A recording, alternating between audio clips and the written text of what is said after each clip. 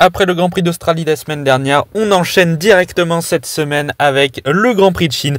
On va revenir dans cette vidéo sur les moments forts du Grand Prix de Chine depuis son arrivée en 2004 au calendrier. N'oubliez pas de liker, partager, commenter et surtout vous abonner à la chaîne, c'est très important. Et nous on est parti. Le Grand Prix de Chine 2006 avait été marqué par la 91e et dernière victoire de Michael Schumacher en Formule 1, lui qui prenait sa première retraite à la fin de cette saison-là. Il partait 6e dans ce Grand Prix de Chine et avait fait une très belle remontée. Une course qui avait démarré sous la pluie. Michael Schumacher avait dépassé tous les pilotes un à un. Tout d'abord Rubens Barrichello pour la 5e place au 8e tour. Puis au 13e tour, dépassement sur Jenson Button. Puis sur Kimi Räikkönen qui avait eu un problème mécanique. Était passé donc en 3e position. La piste avait séché, ensuite on avait un changement de conditions et Schumacher avait dépassé les deux Renault, celle d'Alonso d'abord, puis celle de Giancarlo Fisichella après son arrêt au stand. Et ensuite, il est allé s'imposer assez largement face aux deux pilotes Renault. D'ailleurs, le Grand Prix de Chine, à l'époque, était l'une des dernières manches du championnat. Il ne restait plus que 2 courses après ce Grand Prix de Chine. Et Michael Schumacher avait pris la tête du championnat à égalité avec Fernando Alonso, les deux qui se battaient pour le titre cette année-là. Bon, au final, c'est l'Espagnol qui a eu raison sur le pilote allemand. Quand on parle du Grand Prix de Chine, comment ne pas parler de l'édition 2007 qui a été chaotique pour un pilote rookie dans cette saison 2007, Lewis Hamilton, qui faisait jusque-là une saison exceptionnelle pour sa première année en Formule 1.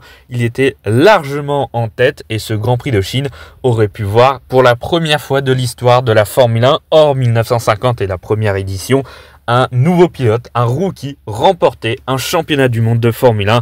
Et finalement, tout a basculé pour Lewis Hamilton. Ça démarrait tellement bien, il ne restait plus que 2 courses dans ce championnat, la Chine et le Brésil ensuite pour clôturer la saison. À l'époque, il n'y avait que 10 points pour la victoire et Lewis Hamilton à 2 courses de la fin menait avec 12 points d'avance sur son coéquipier Fernando Alonso au championnat et 17 points d'avance sur Kimi Räikkönen. Autant dire qu'il faisait un résultat plutôt correct sur ce Grand Prix de Chine et il était champion du monde. Surtout qu'il s'était offert la pole position le samedi. Kimi Räikkönen partait à ses côtés en 2e place. Fernando Alonso, lui, n'était que 4e.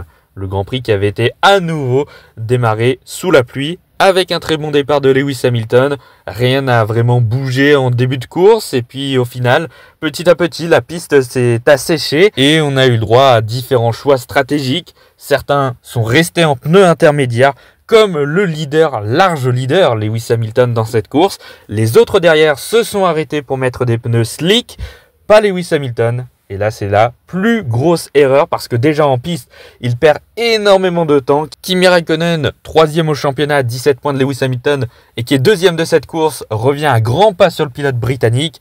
Il le dépasse. Lewis Hamilton, à ce moment-là, décide donc de rentrer au stand pour chausser des pneus slick à son tour, même s'il est un peu trop tard déjà.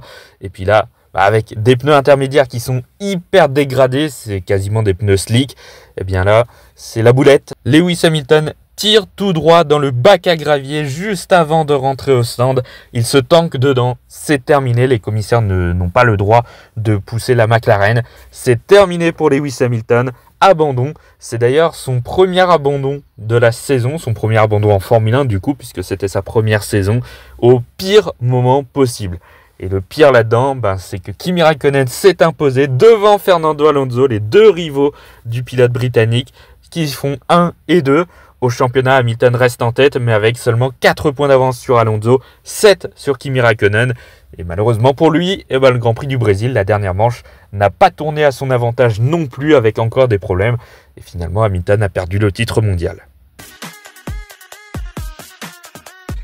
On peut aussi parler du Grand Prix de Chine 2010, avec là aussi des conditions météorologiques changeante.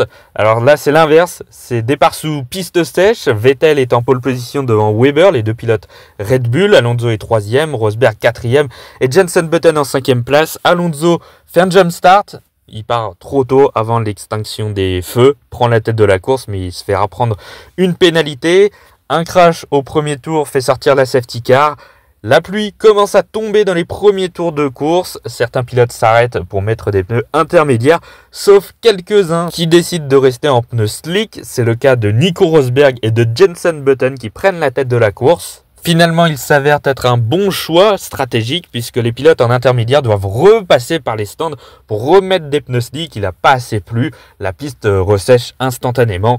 Et voilà, les pneus slick sont bien mieux que les pneus intermédiaires à ce moment-là de la course. Donc maintenant, les deux favoris pour la victoire, c'est Nico Rosberg et Jenson Button. Sauf que la pluie va revenir ensuite un peu plus tard au 18e tour. Là, pour le coup, tous les pilotes s'arrêtent pour mettre des pneus intermédiaires. Nico Rosberg commet une petite erreur dans un virage, et ce qui permet à Jenson Button de prendre la tête de la course. Des débris laissés en piste va faire intervenir la safety car, tous les écarts sont réduits, mais Button est bien en tête de la course devant Nico Rosberg. Au final, Jenson Button va remporter ce Grand Prix devant la McLaren de Lewis Hamilton qui lui s'est arrêté à 4 reprises dans cette course contre 2 arrêts seulement pour Jenson Button. Nico Rosberg, lui, terminera finalement en 3e position et offrira le 2e podium de Mercedes depuis son retour en début de saison 2010. On peut aussi évoquer le Grand Prix de Chine 2012, même si en soi il ne s'est pas passé énormément de choses en piste, mais surtout la course de Mercedes, qui a été franchement impressionnante parce que Mercedes à cette époque-là n'était pas une des meilleures équipes.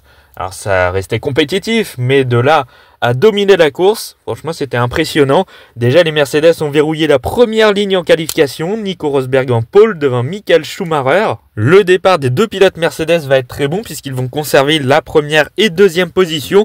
Malheureusement, à la fin du 11e tour, Michael Schumacher s'arrête, mais une roue est mal attachée et il doit abandonner. Ce qui est vraiment dommage parce que Mercedes était vraiment très bon dans ce Grand Prix de Chine et ça aurait pu faire une occasion en or de podium pour Michael Schumacher.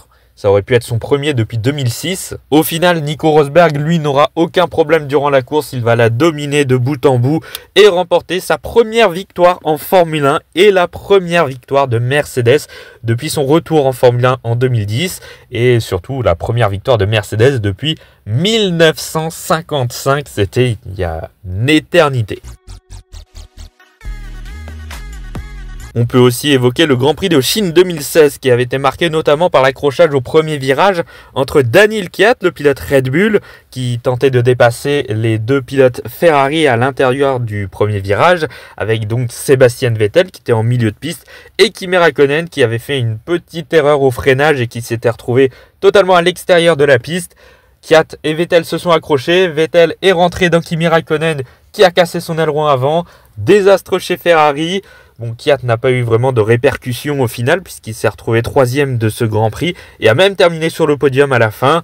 Au final, c'est une course qui avait été dominée par Nico Rosberg qui avait remporté sa 3e victoire en 3 courses en ce début de championnat. Hamilton, lui, qui partait 22e, évidemment grand favori pour le titre, n'avait fini qu'à la 7e position.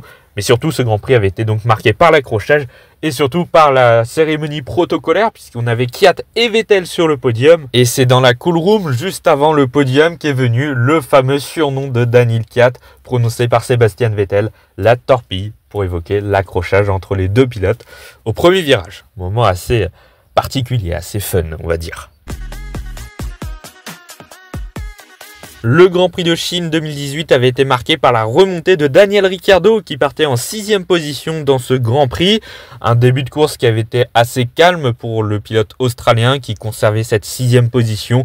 Pas vraiment de dépassement, il était un peu en retrait Daniel Ricciardo. Et puis la fin de course, elle a été exceptionnelle de la part de Daniel Ricciardo. Déjà au 37e tour, il dépasse Kimi Räikkönen pour passer en 5e place.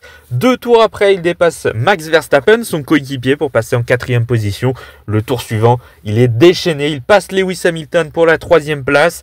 2 tours après, il dépasse Sebastian Vettel, il se retrouve 2e en 5 tours, il est passé de la 6e à la 2e place. Et puis au final, au 45e tour, soit 8 tours après son premier dépassement, quand il a passé Räikkönen pour la 5e place, eh bien Ricciardo dépasse le leader de la course, Valtteri Bottas, et personne ne va plus le revoir. Le pilote Red Bull va s'imposer largement dans ce Grand Prix, ce qui signera sa première victoire de la saison 2018 et sa 6e victoire en Formule 1 en carrière. Il y aura une autre victoire à Monaco un peu plus tard dans la saison et puis le Grand Prix d'Italie 2021. Mais en tout cas, sa remontée du Grand Prix de Chine 2018 avait été franchement fantastique, très très impressionnant. Il avait un rythme de dingue sur la deuxième moitié de course. On peut parler un petit peu du Grand Prix de Chine 2019, même si en piste il ne s'est absolument rien passé. C'était même une sieste clairement pour les spectateurs. À part le double arrêt fantastique de Mercedes au stand, il ne s'est rien passé du tout.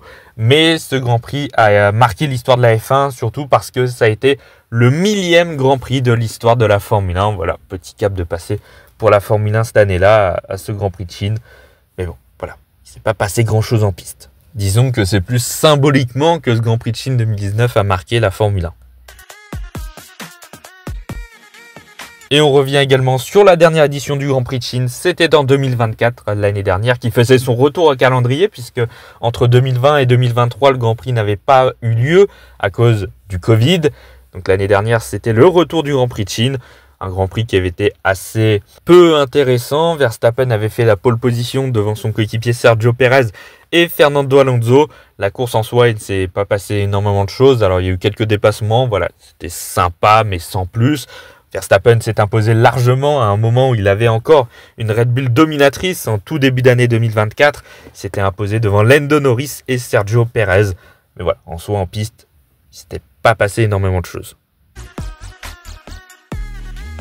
Voilà, en tout cas, c'est la fin de cette vidéo. Merci d'avoir écouté jusque-là. N'oubliez pas de liker, partager, commenter et surtout vous abonner à la chaîne, c'est très important. Et nous, on se retrouve dans quelques jours pour de nouvelles vidéos sur la chaîne. À bientôt.